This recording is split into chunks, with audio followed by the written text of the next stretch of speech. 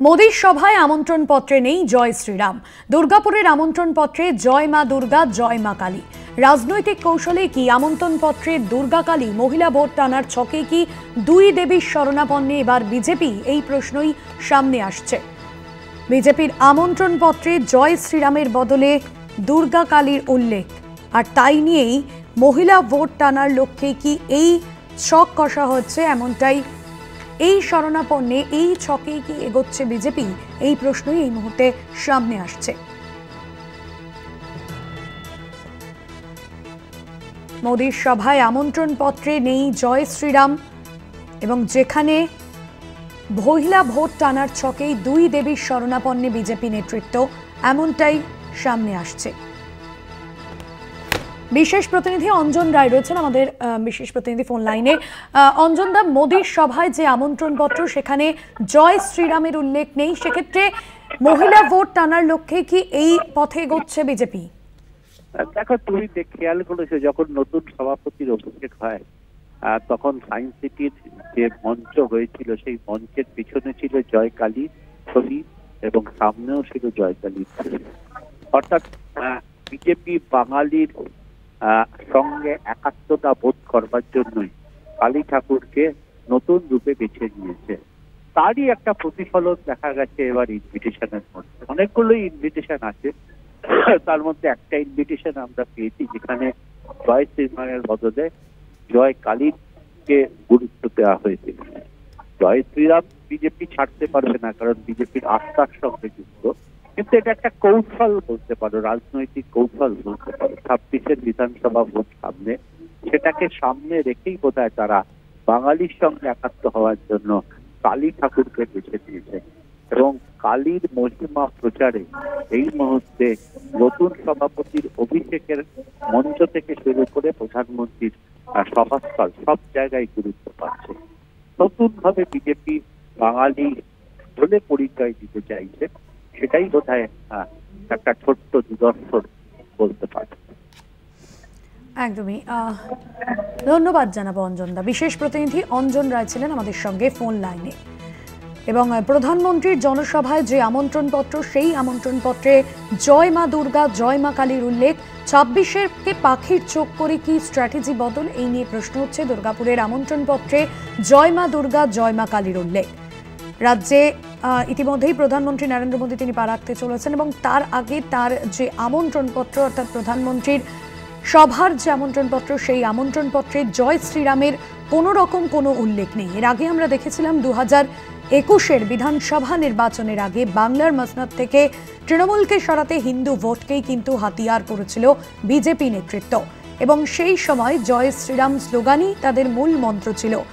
তবে সেক্ষেত্রে এই পন্থা কিন্তু খুব একটা লাভজনক হয়নি। তবে এবার কেবলমাত্র হিন্দু ভোটের ওপর নির্ভর করে নয়, বরং স্ট্র্যাটেজি বদল করে ফেলেছে গেরুয়া শিবির, এবং সেই কারণেই প্রধানমন্ত্রীর সভার আমন্ত্রণ পত্রে ভারত মাতার পাশে স্থান হলো মা কালী এবং মা দুর্গার। মোদীর সভার আমন্ত্রণ পত্রে নেই জয় শ্রীরাম। দুর্গাপুরে প্রধানমন্ত্রী নরেন্দ্র মোদীর যে আমন্ত্রণ পত্র, সেখানে জয় মা দুর্গা, জয় মা কালীর নাম উল্লেখ।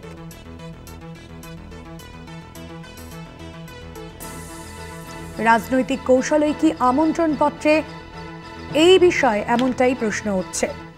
এই মুহূর্তে আমাদের সঙ্গে ফোন লাইনে রয়েছেন তৃণমূল মুখপাত্র অরূপ চক্রবর্তী। অরূপদা, যে বিষয় আমরা দেখছি, যেখানে জয় শ্রীরাম স্লোগান, যে স্লোগানকে হাতিয়ার করেছিল 2021-এর বিধানসভা নির্বাচনের আগে বিজেপি নেতৃত্ব, যদিও সেভাবে কোনো লাভ হয়নি, সেক্ষেত্রে এবার স্ট্র্যাটেজি বদল করলো বিজেপি নেতৃত্ব 26-কে সামনে রেখে। আপনার কি মনে হয়? দেখুন, বাংলায় একটা প্রবাদ আছে, ঠেলায় না পড়লে বিড়াল গাছে ওঠে না। আজকে ঠেলার নাম বাবাজি, বিড়াল গাছে উঠেছে। এখন বিজেপিকে জয় মা কালী, জয় মা দুর্গা স্লোগান দিতে হচ্ছে। কোন বিজেপি? যেই বিজেপি এর আগে বলেছিল যে ভগবান রামের 14 পুরুষের নাম আমরা জানি, দুর্গার 14 পুরুষের ঠিকানা কেউ জানে? দুর্গার বাপের নাম কেউ জানে? যারা এই কথা বলেছিল তারা বিজেপি। আজকে কেন বলতে হচ্ছে? যখন সারা দেশে বাঙালির উপর চূড়ান্ত অত্যাচার নামিয়ে এনেছে, বাংলা ভাষায় কথা বললে বাংলাদেশি বলে তকমা দিয়ে বাংলাদেশে পাঠিয়ে দিচ্ছে, গায়ের জোরে জেলে পড়ছে, গোটা বাংলা ফুঁসে উঠেছে বিজেপির এই অসভ্যতামর বিরুদ্ধে।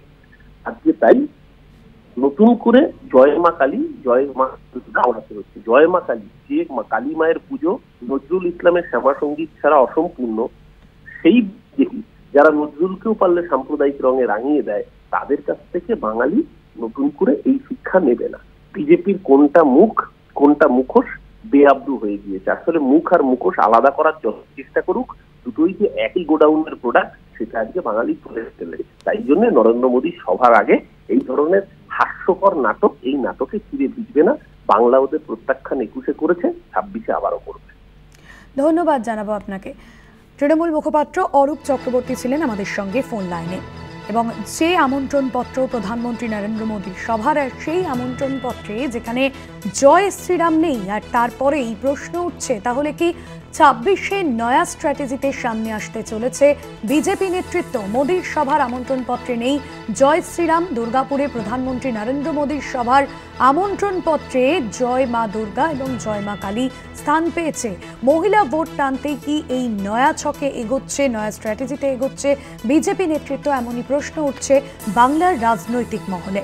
2021-এর বিধানসভা নির্বাচনের আগে কিন্তু আমরা দেখেছিলাম যে হিন্দু ভোটকেই মূলত হাতিয়ার করেছিল বিজেপি নেতৃত্ব, এবং জয় শ্রীরাম স্লোগানই সেই সময় তাদের মূল মন্ত্র ছিল।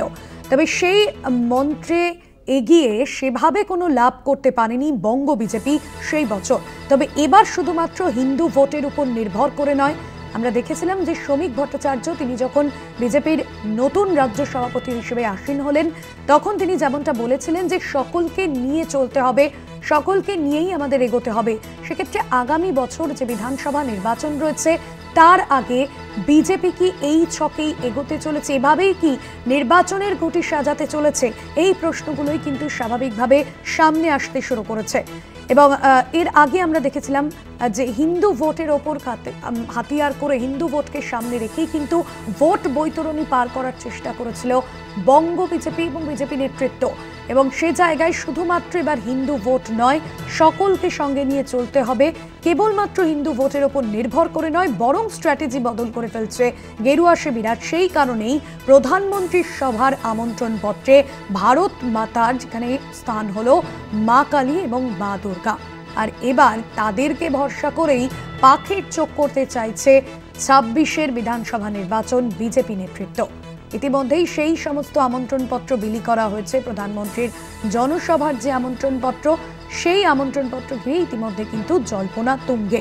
2026-এর বিধানসভা নির্বাচন, আর সেই মর্মেই রাজনৈতিক পাল্লা ভারী করার লক্ষ্যে এখন থেকেই প্রস্তুতি শুরু করে দিয়েছে গেরুয়া শিবির। বাংলার মানুষের মন জয়ের লক্ষ্যে কি মা কালী মা দুর্গার শরণাপন্ন হচ্ছেন পদ্মনেতারা? এই প্রশ্ন এই মুহূর্তে সামনে আসা শুরু হয়েছে। সেই আমন্ত্রণপত্রের ছবিও আপনাদের সামনে তুলে ধরছি। 2021-এর বিধানসভা নির্বাচনের আগে জয় শ্রীরাম স্লোগান তুলে ঝাঁপিয়েছিল বিজেপি নেতৃত্ব। তবে এবার 360 ডিগ্রি ঘুরে বদল এলো গেরুয়া শিবিরের পন্থায়। নয়া স্ট্র্যাটেজির নেপথ্যে অবশ্যই দলের নতুন রাজ্য সভাপতি শ্রমিক ভট্টাচার্য। বিভাজনের রাজনীতি থেকে কোথাও গিয়ে ইউটার্ন নিয়ে রাজ্য সভাপতি হিসেবে দায়িত্ব নেওয়ার পর নিজের প্রথম ভাষণেই শ্রমিক ভট্টাচার্য তিনি বুঝিয়ে দিয়েছিলেন তার রাজনৈতিক কৌশল বাকিদের থেকে আলাদা। শুধুমাত্র হিন্দুদের হাতিয়ার করে ভোট বৈতরণী পার করা নয়, সকলকে নিয়েই এগোতে হবে।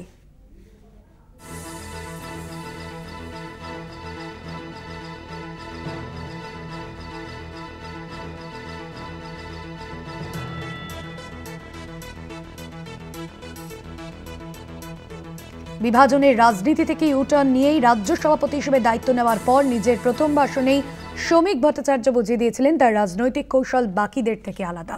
কংগ্রেস মুখপাত্র সৌম্য আইচ রায় রয়েছেন আমাদের সঙ্গে টেলিফোন লাইনে।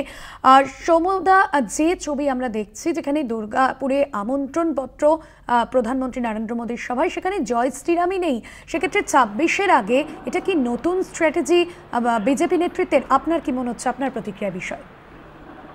আমরা তো দেখেছি যে মাননীয় প্রধানমন্ত্রী ভারতবর্ষের, যিনি অনেক রকম সাজগোজ করেন, তিনি অনেক কিছু দামি দামি পেন ব্যবহার করেন, দামি দামি স্যুট পরেন, কখনো সেনার পোশাকে দেখা যায়, কখনো জঙ্গল সাফারিতে তাকে অন্য পোশাকে দেখা যায়, কখনো আরেকটা যে পোশাকে দেখা যায়, কখনো সর্দারজির পোশাকে দেখা, পাঞ্জাবে যখন যায় তখন পাঞ্জাবিদের পোশাকে দেখা যায়। তো উনি পোশাক পরিবর্তন করেন, এই পোশাকগুলো পরিবর্তন করে আসামে গেলে আসামিজদের মতো পোশাক পরেন।